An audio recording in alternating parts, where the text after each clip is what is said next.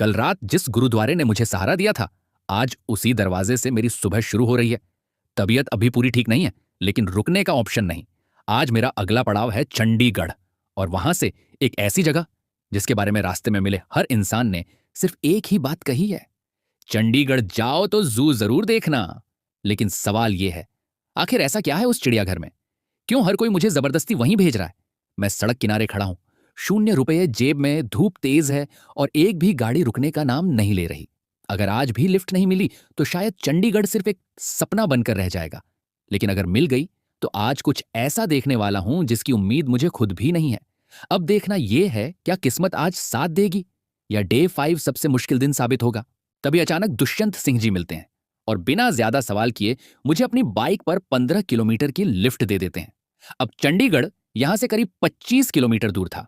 रास्ते में बातों बातों में दुष्यंत जी भी वही बात दोहरा देते हैं: भाई चंडीगढ़ की जो जरूर जाना। और यहीं मेरा दिमाग घूम जाता है।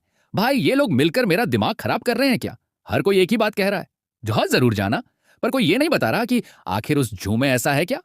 अब मेरा एक्साइटमेंट बढ़ चुका था। अब जू जाना सिर्फ प्लान नहीं रहा, अब वो जिद बन चुका था। मुझे तुरंत दूसरी लिफ्ट चाहिए थी। अब चाहे जो हो, आज तो जू जाना ही था। और तभी किस्मत फिर पलटती है। मुझे अगली लिफ्ट मिलती है, दीप और विजय जी के साथ। दोनों मुझे सीधा जू के गेट पर ही छोड़ देते हैं। इतना ही नहीं, दोनों मिलकर मेरी टिकट भी फ्री करवा देते हैं। मैं उन्हें दिल से धन्यवाद कहता हूं। और अब मैं खड़ा था उस जगह के गेट पर जिसके बारे में पूरे रास्ते बस सुना ही था। अब सवाल सिर्फ एक था: क्या यह जू वाकई उतना खास है जितना लोग बता रहे थे? और इसका जवाब अंदर जाकर ही मिलने वाला था। दोनों भाइयों को दिल से धन्यवाद देकर अब मैं चिड़ियाघर के अंदर जाने की तैयारी कर रहा हूं। चलो देखते हैं, आखिर ऐसा क्या है इस जगह में जिसके लिए रास्ते भर हर कोई बस एक ही बात कहता रहा: भाई जू जरूर जाना। पीछे आप देख सकते हो, यही है वो गेट जहां से अंदर एंट्री होती है। दूसरी तरफ टिकट विंडो भी दिख रही है, लेकिन आज मुझे टिकट नहीं लेनी पड़ी। मेरी टिकट उन दोनों भाइयों ने फ्री करवा दी। अब ये उन्होंने अपने पैसों से ली या किसी पहचान से, ये मुझे नहीं पता। लेकिन इतना जरूर पता है कि यह सफर आज भी इंसानों की वजह से आगे बढ़ रहा है। जैसे ही मैं अंदर दाखिल हुआ, मैं सीधा पहुंचा डायनासोर पार्क की तरफ। और वहां जो मैंने देखा वो मेरी उम्मीद से कहीं ज्यादा था। आप खुद देखो, जैसे ही मैं डायनासोर पार्क के अंदर दाखिल हुआ, सबसे पहली नजर जिस चीज पर जाकर रुकी वो कोई डायनासोर नहीं था। मेरे सामने खड़ा था एक अजीब सा जीव जिसका शरीर पेड़ जैसा था, चेहरा किसी इंसान और किसी जंगल के रक्षक जैसा, और पूरा शरीर सूखे पत्तों और लकड़ी से बना हुआ। पहली बार देखकर समझ ही नहीं आया कि यह कोई मूर्ति है या फिर किसी कहानी का जिंदा किरदार। इसके चेहरे के भाव ऐसे थे जैसे ये हमें देख रहा हो और मानो कह रहा हो, जंगल में कदम संभल कर रखना। आसपास बच्चे इसे देखकर रुक जा रहे थे, कुछ डर के मारे पीछे हट रहे थे और कुछ इसे छूने की कोशिश कर रहे थे। डायनासोर पार्क की शुरुआत ही इतनी रहस्यमयी होगी ये मैंने सोचा भी नहीं था। और तभी मुझे समझ आया, यह पार्क सिर्फ डायनासोर दिखाने के लिए नहीं बना, बल्कि हमें उस जमाने के डर, कल्पना और रहस्य को महसूस कराने के लिए बनाया गया है। और अगर यह शुरुआत है तो आगे अंदर क्या क्या देखने को मिलने वाला है, यह सोचकर ही मेरी उत्सुकता और बढ़ गई। गुफा को पार करते ही माहौल ही बदल गया। अचानक मेरे सामने जो था वो देखकर एक पल को मैं खुद भी रुक गया। सामने एक डायनासोर खड़ा था। असली नहीं था, यह मुझे पता था, लेकिन उसकी हर हरकत इतनी रियल थी कि दिमाग मानने को तैयार नहीं था। वो सांस लेता हुआ सा लग रहा था, उसकी पूंछ हिल रही थी, मुंह खुलते ही भारी सी आवाज निकल रही थी, और आंखों की मूवमेंट ऐसी थी जैसे वो हमें देख रहा हो। छोटे बच्चे तो सच में डर गए थे, कुछ पीछे हट रहे थे, कुछ अपने माँ बाप का हाथ कसकर पकड़ चुके थे। उनके चेहरे देखकर लग रहा था कि वो इसे जिंदा समझ बैठे हैं। थोड़ा आगे बढ़ा तो वहां एक और सीन था। एक छोटा उड़ने वाला डायनासोर अपने अंडों के पास खड़ा हुआ। वो भी लगातार हिल रहा था, पंख फड़फड़ा रहा था और बीच बीच में आवाज निकाल रहा था जैसे अपने बच्चों की रखवाली कर रहा हो। यहां आकर सच में ऐसा महसूस होने लगा कि मैं किसी पार्क में नहीं बल्कि डायनासोर की दुनिया में घुस चुका हूं। हर कदम पर कुछ नया, हर मोड़ पर कुछ ऐसा जो दिमाग को बार बार कह रहा था यह नकली है। लेकिन आंखें मानने को तैयार ही नहीं थी, और यही वजह थी कि इस पार्क से निकलने का मन बार बार रुक रहा था। दूसरी तरफ नजारा ही कुछ और था। दो छोटे छोटे डायनासोर आमने सामने खड़े थे और ऐसा लग रहा था जैसे किसी मांस के टुकड़े को लेकर दोनों के बीच जबरदस्त लड़ाई चल रही हो। उनकी गर्दन का हिलना, तेज आवाजें और अचानक झपट्टा मारने का अंदाज, सब कुछ इतना रियल लग रहा था कि एक पल के लिए दिमाग मानने को तैयार नहीं था कि यह सिर्फ मशीन है। मेरे ठीक आगे दो छोटे बच्चे चल रहे थे। उनकी आंखों में डर नहीं बल्कि एक अजीब सी खुशी थी। वो रुक रुक कर एक दूसरे को दिखा रहे थे, जैसे सच में किसी और ही दुनिया में आ गए हों। उनके चेहरे देखकर लग रहा था कि उनके लिए ये पार्क सिर्फ देखने की जगह नहीं है, ये उनकी कल्पना को जिंदा करने वाली दुनिया है। और मैं बस यही सोच रहा था कि अगर इतने छोटे डायनासोर भी इतना असर डाल सकते हैं, तो असली डायनासोरों की दुनिया कितनी डरावनी और रोमांचक रही होगी। ये जगह बच्चों के लिए खेल नहीं और बड़ों के लिए सिर्फ पार्क नहीं, ये एक ऐसा अनुभव है जो आपको कुछ देर के लिए हजारों साल पीछे ले जाता है। डायनासोर पार्क से निकलते ही मैं पहुंचा बर्ड्स पार्क की तरफ, और यहां कदम रखते ही जो सबसे पहली चीज मेरी नजर में पड़ी वो था सफेद मोर।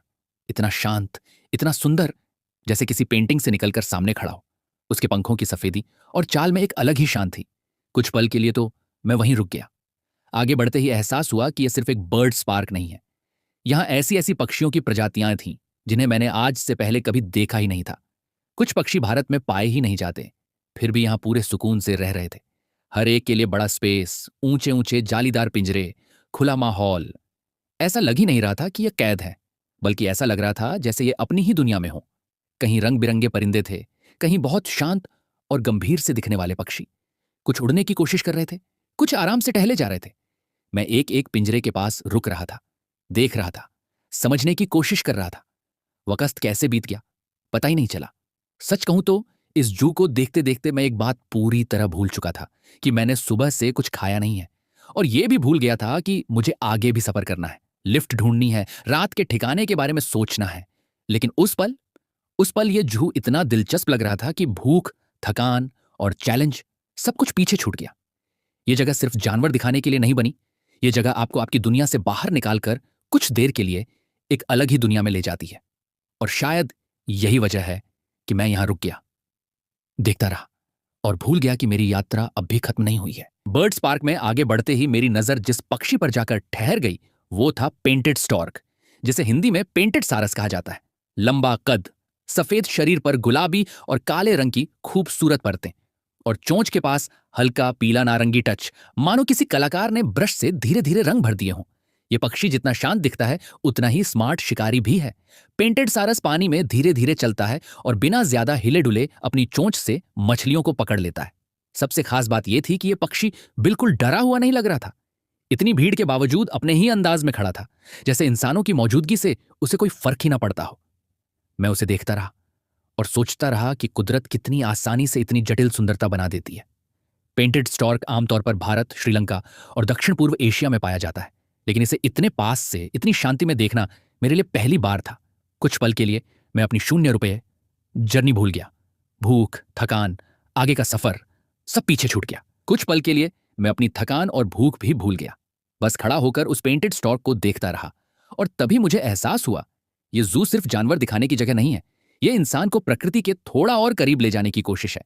लेकिन शरीर अब जवाब देने लगा था। जू बहुत बड़ा था और मैं अभी सिर्फ आधा ही घूम पाया था। भूख बढ़ती जा रही थी, पैर भारी हो चुके थे। फिर भी मैंने मन में ठान लिया था, अब यहां तक आ ही गया हूं तो आगे भी चलूंगा। और आगे बढ़ते ही मुझे दिखे हिरन, शांत, सुंदर और बेहद मासूम। आगे बढ़ते ही मुझे हिरन दिखाई दिए, लेकिन ये किसी खुले जंगल या हरे मैदान में नहीं थे। यहां ना तो हरियाली थी, ना घास का मैदान। हिरन एक बड़े से घिरे हुए एरिया में थे, चारों तरफ ऊंची फेंसिंग और सूखी जमीन।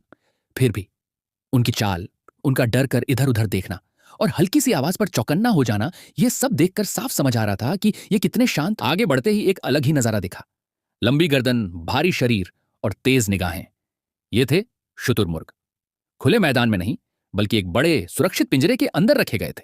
घास यहां भी नहीं थी, जमीन सूखी और सख्त, लेकिन फिर भी उनका रौब कम नहीं लग रहा था। हॉग डियर को देखकर मैं कुछ पल के लिए रुक ही गया।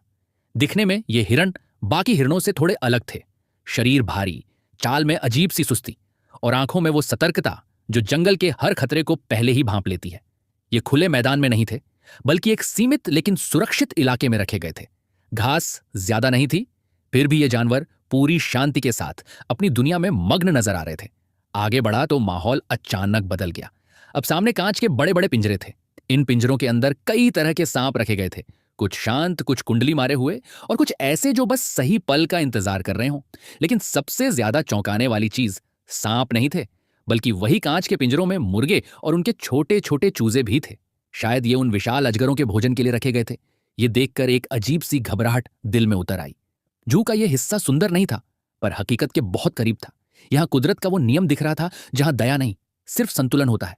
थका हुआ शरीर, भूख से कमजोर पेट, और सामने ये सब देखकर मैं समझ गया, ये जो सिर्फ देखने की जगह नहीं, ये समझने की जगह है। और अभी इस सफर में बहुत कुछ देखना बाकी। कुछ पिंजरों में अजगर जैसे बड़े सांप थे, इतने मोटे कि एक बार नजर पड़ी तो नजर हटाना मुश्किल हो जाए। उनके पास ही मुर्गे और उनके छोटे छोटे बच्चे रखे हुए थे, शायद उसी सांपों के भोजन के लिए। यह देखकर एहसास हुआ कि यहां सब कुछ नेचुरल साइकिल के हिसाब से चल रहा है। ना कोई ड्रामा, ना कोई दिखावा, सिर्फ जीवन और मृत्यु की सच्चाई। जैसे ही मैं आगे बढ़ा, कांच के पीछे मुझे ये अजीब से जीव दिखाई दिए। पहली नजर में लगा जैसे कोई छोटा डायनासोर आज भी जिंदा हो, लेकिन ये असल में इगुआना थे। इनका शरीर मोटा, त्वचा खुरदरी और पीठ पर कांटों जैसी बनावट थी। इगुआना वाले हिस्से से आगे बढ़ते ही माहौल पूरी तरह बदल गया। यहां हवा में एक अजीब सा सन्नाटा था, और सामने कांच के पिंजरों में दिखाई दिए काले और भूरे कोबरा सांप। ये सांप हिल नहीं रहे थे, लेकिन उनकी फैली हुई फन साफ बता रही थी कि ये कितने खतरनाक हो सकते हैं। उनकी आंखें एकदम स्थिर थीं, जैसे हर इंसान को घूर कर चेतावनी दे रही हों, जरा भी पास आए तो अंजाम अच्छा नहीं होगा। काला कोबरा तो इतना डरावना लग रहा था कि पहली नजर में लगा जैसे ये अभी फन फैलाकर हमला कर देगा। और पास ही रखा भूरा कोबरा थोड़ा शांत दिख रहा था, लेकिन उसकी खामोशी ही सबसे ज्यादा डराने वाली थी। कांच की दीवार के उस पार खड़े होकर भी मेरे रोंगटे खड़े हो गए थे। सोच रहा था, अगर यही सांप खुले जंगल में मिल जाए तो शायद इंसान को भागने का मौका भी न मिले। यह हिस्सा चिड़ियाघर का सबसे खौफनाक था। यहां बच्चे चुप हो गए थे और बड़े लोग भी बिना बोले बस सांपों को देखते जा रहे थे। सच कहूं तो यहीं आकर महसूस हुआ कि जहर की ताकत कैसी होती है, और क्यों कोबरा को जंगल का सबसे खतरनाक शिकारी माना जाता है। जैसे ही मैं आगे बढ़ा, सामने एक ऐसा जीव दिखा जिसे देखकर एक पल को मैं ठिठक गया। यह कोई आम बंदर नहीं था। इसके चेहरे पर अजीब सी सख्ती थी, और शरीर पर सफेद सफेद बाल ऐसे फैल रहे थे जैसे किसी बुजुर्ग योद्धा की दाढ़ी हो। यह था हेमेड्रियस बबून, अफ्रीका से आने वाली एक बेहद अलग और एक्सोटिक प्रजाति। इसकी आंखों में एक अजीब सा रौब था, मानो हर आने जाने वाले को घूर कर परख रहा हो। यह चुप बैठा था, लेकिन उसकी शांति में भी एक खतरे का एहसास था। जैसे ही मैं आगे बढ़ा, अचानक सामने जो दिखा उसने मेरी चाल ही रोक दी। पत्थरों से बने इस खुले से इलाके में एक शेर नहीं, बल्कि असली बाघ टहल रहा था। उसकी चाल में कोई जल्दी नहीं थी, लेकिन हर कदम में एक अजीब सी ताकत थी। धीरे धीरे चलता हुआ जमीन को सूंघता, मानो अपने पूरे इलाके पर नजर रख रहा हो। यहां ना घास थी, ना घना जंगल, फिर भी उसकी मौजूदगी से पूरा माहौल भारी लग रहा था। मैं उसे देख रहा था, और वो शायद मुझे नहीं। आगे बढ़ते ही पानी के बीच जो भारी भरकम साया दिखा, वो था हिप्पो। दूर से शांत, बिल्कुल बेपरवाह सा, आधा शरीर पानी में डूबा हुआ, बस कान और आंखें बाहर, जैसे पानी ही इसका असली घर हो। देखने में भले ही ये आराम पसंद लगे, लेकिन असल में हिप्पो सबसे खतरनाक जानवरों में गिना जाता है। पानी में रहकर ये खुद को ठंडा रखता है और घंटों बिना हिले वहीं टिके रह सकता है। कभी कभी अचानक मुंह खोलता है तो उसके बड़े बड़े दांत देखकर अंदाजा लग जाता है कि इसकी ताकत कितनी जबरदस्त है। इस पिंजरे के पास खड़े होकर मुझे एहसास हुआ कि प्रकृति कितनी अजीब और ताकतवर है। ये चिड़ियाघर सच में बहुत ज्यादा बड़ा है।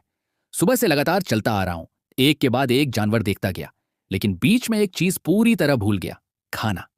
पैर अब जवाब देने लगे थे, शरीर थक चुका था, भूख इतनी तेज थी कि हर कदम भारी लगने लगा। फिर भी मन मानने को तैयार नहीं था, क्योंकि यह सफर सिर्फ मेरा नहीं था, यह आप सबके लिए भी था। दिल कह रहा था रुक जा, लेकिन दिमाग बोल रहा था इतना दूर आ गया है, अब अधूरा मत छोड़। हर मोड़ पर लगता था बस अब निकल जाऊं, लेकिन सामने कुछ नया दिख जाता और मैं फिर चल पड़ता। थकान, भूख और गर्मी तीनों एक साथ हमला कर चुके थे, पर इस सफर की जिद अभी टूटी नहीं थी। जू से बाहर निकलते ही मैं सोच रहा था कि अगला कदम क्या होगा। मैंने लिफ्ट लेने की कोशिश की, लेकिन यहां किसी भी लिफ्ट का निशान नहीं मिला। हर कोशिश के बाद भी कोई मदद नहीं मिली। उस समय मेरे अंदर हल्की हताशा और बेचैनी थी। क्या मैं सही रास्ते पर हूं? क्या मुझे अब पैदल चलना पड़ेगा? हवा में हल्की ठंडक थी और सड़क पर अजनबी लोग अपने अपने रास्ते में मशगूल थे। मैं धीरे धीरे पैदल चलता गया। कदम कदम पर थकान महसूस हो रही थी, लेकिन मन में एक अजीब सा उत्साह और जिज्ञासा थी, जैसे कोई अदृश्य ताकत मुझे आगे बढ़ने के लिए प्रेरित कर रही हो। हर मोड़, हर सिग्नल मेरे लिए एक नई चुनौती थी। कुछ दूरी पैदल चलने के बाद भी लिफ्ट नहीं मिली। मेरा मन थोड़ा चिंतित हुआ। सपनों की इस यात्रा में रुकावटें हमेशा आती हैं, लेकिन मैं हार मानने वाला नहीं था। चलते चलते शहर की रोशनी धीरे धीरे मेरे सामने चमक उठी। अचानक मुझे एहसास हुआ कि मैं पहुंच चुका हूं, चंडीगढ़ सिटी में। लेकिन कहानी यहां खत्म नहीं होती। मेरे अगले कदम का लक्ष्य था सुखना लेक। उस खूबसूरत जगह की तस्वीर मेरे दिमाग में घूम रही थी, लेकिन रास्ता ढूंढना इतना आसान नहीं था। हर सड़क, हर मोड़, हर नज़र मेरे लिए एक छोटी सी पहेली बन गई थी। साथ ही थकान और भूख ने भी अपनी जगह बनाई थी। आज खाने का प्रबंध ठीक से नहीं हो पाया था, लेकिन दिल में एक अजीब सा उत्साह और सस्पेंस था। क्या मैं रात तक सुखना लेक पहुंच पाऊंगा? और वहां क्या रोमांचक दृश्य मुझे मिलेगा? हर कदम के साथ मेरे दिल की धड़कन बढ़ रही थी। अजनबी चेहरे और सड़क के हल्की सी अंधेरी छायाएं, सब कुछ जैसे मुझे अपनी अगली मंजिल तक खींच रही थी। पैदल चलते हुए मुझे लगा कि यही सफर मेरी सोच से भी ज्यादा रोमांचक होने वाला है। और जैसे ही मैंने शहर की हल्की चमक के बीच आगे बढ़ने की ठानी, मन में एक अजीब सा डर और उत्साह साथ साथ चल रहे थे। सपनों और हकीकत की इस मिलन बिंदु पर मुझे पता था कि यह यात्रा सिर्फ दूरी की नहीं, बल्कि अनुभव, रहस्य और आत्मा की खोज की भी थी। कुछ दूर और पैदल चलने के बाद मैं आखिरकार पहुंच गया, सुखना झील, चंडीगढ़। जैसे ही मेरी आंखें इस खूबसूरत जगह पर पड़ी, पहला एहसास आया। यहां कुछ ऐसा है जो बस देखने भर से ही मन को आनंद और रोमांच से भर देता है। बाहर से देखने पर ऐसा लग रहा था जैसे कोई छोटा सा मेला लगा हो। चारों ओर हल्की हल्की रोशनी, झूलों की खनक और हंसते खेलते बच्चों की आवाजें। हर कदम पर लोग अपनी खुशियों में मग्न थे। बच्चे झूला झूल रहे थे, परिवार आपस में हंसी मजाक कर रहे थे, और कुछ कलाकार भी अपनी कला में खोए हुए स्केचेस बना रहे थे। लेकिन जैसे ही मैंने और पास जाकर लेक के किनारे देखा, दृश्य और भी जादुई लगने लगा। सुखना लेक चंडीगढ़ की सबसे प्रसिद्ध जगहों में से एक है। यह मानव निर्मित झील है, जिसे 1958 में बनवाया गया था, और इसकी खूबसूरती हर मौसम में अलग दिखती है। सूरज की पहली किरण में पानी की सतह सोने की तरह चमकती है, और शाम के समय इसकी हर लहर में शहर की रोशनी की झलक होती है। लोग यहाँ मॉर्निंग वॉक के लिए आते हैं, बोटिंग का मजा लेते हैं, या सिर्फ शांत वातावरण में बैठकर खुद को खो देते हैं। किनारे पर बने छोटे छोटे कैफे और आर्टिस्ट की स्टॉल इसे और भी जीवंत बनाते हैं। हर एक झलक में एक नई कहानी, एक नया एहसास छुपा है। लेकिन मेरे लिए यह सिर्फ देखने की जगह नहीं थी। अंदर जाकर मैं इस अनुभव को महसूस करना चाहता था। पानी की हल्की सरसराहट, झूलों की खनक, हंसी मजाक की गूंज और हवा में ताजगी, सब कुछ एक साथ मेरे दिल में उत्साह और हल्की बेचैनी पैदा कर रहा था। जैसे ही मैं आगे बढ़ा, हर मोड़ पर क्राउड, संगीत और रोशनी की हल्की चमक मुझे अपने अंदर की कहानी के और करीब ले जा रही थी। हर कदम पर मुझे लगा कि यहाँ की हर चीज, झूले, स्केचेस, बोट्स और लेक की शांत लहरें कुछ कहना चाहती हैं। यहाँ हर पल सस्पेंस और रोमांच से भरा था। क्या मैं भी इस जादुई माहौल का हिस्सा बन पाऊंगा? क्या मैं उन आर्टिस्ट्स की क्रिएटिविटी और बच्चों की मासूमियत को करीब से देख पाऊंगा? और सबसे बड़ी बात, क्या मैं अपने इस सफर का असली आनंद ले पाऊंगा, या यह सिर्फ एक खूबसूरत झलक ही रह जाएगा? हर नजर, हर आवाज और हर हल्की हल्की सरसराहट मेरे भीतर की जिज्ञासा को और बढ़ा रही थी। सुखना लेक सिर्फ चंडीगढ़ की शान नहीं, बल्कि उन छोटे छोटे अनुभवों का खजाना था, जिन्हें महसूस करने के लिए सिर्फ देखना नहीं, बल्कि जीना पड़ता है। जब मैं सुखना लेक के अंदर पहुंचा, तो हर कदम पर मुझे एक अलग ही दुनिया महसूस हुई। बाहर से झील शांत और सुंदर लगती थी, लेकिन अंदर जाकर यह जगह जीवंत और पल्सेटिंग लगने लगी। हर ओर हल्की हल्की रोशनी, हवा में ताजगी और पानी की सरसराहट, सब कुछ मेरे चारों ओर फैल रहा था। झील के किनारे बच्चे झूले पर झूल रहे थे, उनकी हंसी हर तरफ गूंज रही थी। कुछ लोग बोटिंग का मजा ले रहे थे, पानी में हल्की हल्की लहरें उनके साथ खेल रही थीं। कलाकार अपने स्केचेस में इतने मग्न थे कि जैसे उन्होंने समय को ही रोक दिया हो। हर आर्टवर्क, हर स्ट्रोक, हर रंग में जिंदगी का रंग नजर आ रहा था। मैं धीरे धीरे झील के आसपास घूम रहा था। हर कदम के साथ क्राउड के बीच हल्की हल्की एक्साइटमेंट और सस्पेंस महसूस हो रही थी। पर इस समय मैं इन सब खूबसूरत नज़ारों में खोने का समय नहीं था। धीरे धीरे सूरज ढल रहा था, और लगभग 5 बजे का समय हो चुका था। थोड़ी ही देर में अंधेरा फैलने वाला था। मेरे सामने अब एक बड़ी चुनौती थी। मुझे ढूंढना था रात बिताने के लिए कोई सुरक्षित और आरामदायक जगह, जहां मैं दिन भर की थकान के बाद शांति से सो सकूं और कुछ खा सकूं, ताकि अगले दिन फिर से सफर के लिए तैयार हो सकूं। सोचते हुए मेरे दिल में हल्की बेचैनी थी। आज सुबह से मैंने कुछ भी सही से नहीं खाया था, बस एक गिलास गन्ने का रस मिला था, और उसी के सहारे पूरे दिन चलता रहा। अब भूख ने अपनी जगह बना ली थी, और थकान भी कम नहीं हुई थी। मैंने आसपास 2-3 जगहों पर पूछा, लेकिन हर जगह कोई जगह खाली नहीं थी। धीरे धीरे निराशा ने मेरे मन को घेर लिया। सड़क पर सोना भी संभव नहीं था, क्योंकि रात में पुलिस आकर परेशान कर सकती थी। मेरे दिमाग में अब सिर्फ एक आखिरी उम्मीद बची थी, लगभग 3 किलोमीटर दूर एक गुरुद्वारा, जहां मुझे शायद रात बिताने की जगह और खाना मिल सके। मैंने बस पकड़ ली और धीरे धीरे अपने पैरों की गति बढ़ाई। हर कदम के साथ मेरा मन तेज हो रहा था। थकान, भूख और चिंता के बीच एक हल्की आशा भी थी। क्या मुझे वहां जगह मिलेगी? क्या मैं आराम से सो पाऊंगा? रास्ते में हर सड़क, हर झलक और हर आवाज मेरे मन में सस्पेंस और उत्सुकता पैदा कर रही थी। अंधेरा धीरे धीरे घिर रहा था और मेरे कदम तेज हो रहे थे। सिर्फ सोच ही नहीं, बल्कि आशा और उम्मीद की लकीरें मुझे आगे खींच रही थीं। और जैसे ही मैं गुरुद्वारे की तरफ बढ़ा, मन में हल्की राहत और साथ ही हल्की बेचैनी भी थी। क्या वहां मेरे लिए जगह होगी? क्या मुझे रात भर की थकान मिटाने का मौका मिलेगा?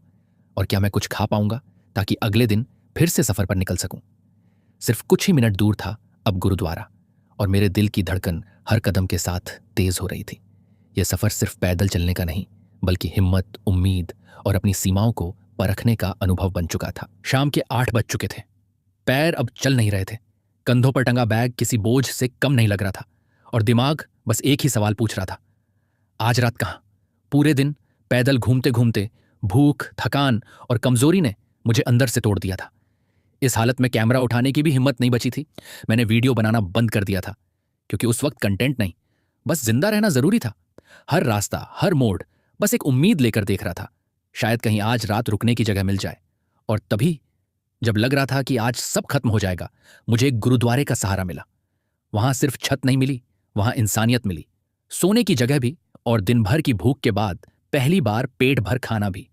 उस वक्त मुझे एहसास हुआ, ये ₹0 का चैलेंज सिर्फ सफर नहीं है, ये भरोसे, धैर्य और हिम्मत की परीक्षा है। डे 5 ऐसा दिन था जहां मैं लगभग हार चुका था, लेकिन शायद ऊपर वाला चाहता था कि कहानी यहीं खत्म ना हो। आज यहीं रुक रहा हूं, कल क्या होगा मुझे खुद नहीं पता, लेकिन इतना तय है, यह सफर अभी बाकी है।